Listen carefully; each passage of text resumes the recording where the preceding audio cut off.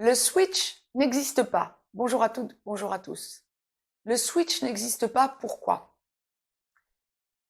Je reviens vers vous pour faire ce point qui est essentiel parce que je constate que trop souvent encore en ce moment, de nombreuses personnes en consultation privée, de nombreux consultants, consultantes me disent je switch, j'ai switché. Au début, j'étais runner, maintenant je suis chaser. Euh, je suis le chaser, mais je suis en train de devenir runner. Non. Et donc, j'ai souhaité faire ce point pour vous, avec vous, pour qu'une bonne fois pour toutes, vous compreniez que le switch n'existe pas. Pourquoi? Bien tout simplement parce que la polarité, on ne la décide pas et on n'en change pas. Quand vous êtes flamme jumelle, encore faut-il que vous soyez réellement dans une relation flamme jumelle, c'est-à-dire en dernière incarnation. Mais lorsque tout ceci est bien établi, n'hésitez pas, si vous avez besoin d'avoir des certitudes, à consulter pour essayer d'y voir vraiment clair quant à votre situation. Bon nombre d'entre vous vont être dans une relation âme-sœur, dans une relation âme jumelle ou dans une relation toxique avec un pervers narcissique, une perverse narcissique ou dans une relation traditionnelle qui peut effectivement avoir des aspects qui peuvent s'apparenter par certains côtés à une relation flamme jumelle. Mais pour être sûr d'être dans une relation flamme jumelle, prenez consultation si vous avez besoin d'avoir des certitudes, soit avec moi, soit avec un ou une de mes collègues, si vous avez besoin vraiment d'y voir clair. Mais ne restez pas à penser que vous êtes dans une relation flamme jumelle sans en avoir de certitude. Le doute est le pire ennemi d'une personne qui est réellement flamme jumelle. Ça, c'est la première chose. Deuxième chose, à partir du moment où vous êtes dans une relation flamme jumelle, ben, soit vous êtes le chaser, soit vous êtes le runner, dès votre naissance, mais dès l'origine des temps, quoi qu'il en soit, surtout et avant tout. Je m'expliquerai dans une vidéo prochaine sur ce qu'est l'origine des temps, concrètement parlant. Mais bon nombre d'entre vous qui me connaissent personnellement parce que m'ayant consulté, flammes jumelles ont déjà leur réponse. Par contre, quoi qu'il en soit, quand vous êtes le chaser et vous souffrez de la peur de l'abandon, vont avec la trahison, l'humiliation et l'injustice. Quand vous êtes le runner, vous souffrez de la peur du rejet et va de pair avec la peur du rejet le respect, l'apprentissage du respect. Pour vous, avant tout, le respect envers vous-même et donc le respect envers votre autre. Puisque deux moitiés d'âme qui n'en forment qu'une. Mais quoi qu'il en soit, encore une fois, le switch ne peut pas exister. Si vous devez travailler votre peur de l'abandon, vous ne devez pas travailler votre peur du rejet, bien évidemment, et vice-versa. Si vous avez à travailler votre peur du rejet, c'est que vous êtes le runner, donc en aucun cas vous n'aurez à travailler votre peur de l'abandon, c'est la partie qui ne vous appartient pas, qui appartiendra à votre jumeau ou à votre jumelle.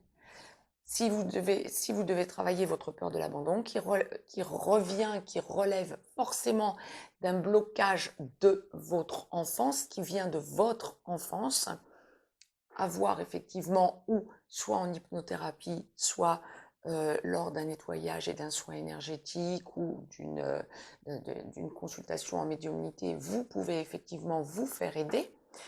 Je vous le fais avec plaisir ou un de mes collègues ou une de mes collègues peut aussi bien vous le faire avec plaisir éventuellement, hein, à vous de voir. Mais il faut que vous remontiez à l'origine de cette peur de l'abandon quand vous êtes le chaser. À partir du moment où vous remontez à l'origine de cette peur de l'abandon, c'est cette peur qu'il faut travailler, bien évidemment. Mais en aucun cas, vous n'aurez peur du rejet, le vrai rejet. quand vous êtes le runner, vous ne vous êtes pas senti abandonné, ou en tout cas, ça n'est pas la blessure que vous avez à travailler. Pourquoi? Parce que c'est peut-être que certains runners, j'en ai parmi mes consultants, ont réellement été abandonnés familialement parlant. Et pour autant, ils sont bien les runners. Pourquoi? Parce que ça n'est pas la blessure d'abandon qu'ils doivent travailler, ça n'est pas ce qui les a impactés et formatés. Ce qui les a formatés, c'est le rejet. Et donc, à partir de là, s'ils ne souffrent pas de la peur de l'abandon, parce que, bien qu'ayant été abandonnés, même extrême, le cas extrême que je suis en train de vous évoquer, par exemple, j'ai eu plusieurs fois tout au long de ma vie des personnes runners qui effectivement avaient été abandonnées dans leur enfance. Ça n'est pas leur, s'ils sont runners, ça n'est pas leur peur. Effectivement, ça a été suffisamment travaillé, ou en tout cas, ça n'est pas ce qui les a impactés. Encore une fois, je m'en expliquerai ultérieurement dans une autre vidéo, ça n'est pas l'objet de cette vidéo, mais par contre, effectivement, lorsque vous avez à travailler une de ces deux peurs, vous n'avez pas à travailler l'autre, bien évidemment. Donc, vous ne pouvez pas switcher. Quand vous êtes dans une relation flamme jumelle, ce qu'un des jumeaux a, l'autre ne l'a pas, et vice-versa, d'où la complétude. Deux entièretés qui vont former une complétude. On ne peut pas tout avoir et on ne peut pas tout travailler, bien évidemment. À partir du moment où vous avez bien déterminé votre polarité, ne travaillez que sur votre blessure. Ne vous dites pas « je switch ». Quand bien même vous êtes le chaser et qu'à un moment donné, il vous semble vous donner l'impression de fuir, ça n'est jamais une fuite dans ce genre de situation. Si, chaser, vous êtes bien, effectivement. C'est une protection de votre part, momentanée, provisoire, pour observer la situation et ne pas reproduire une erreur déjà produite antérieurement.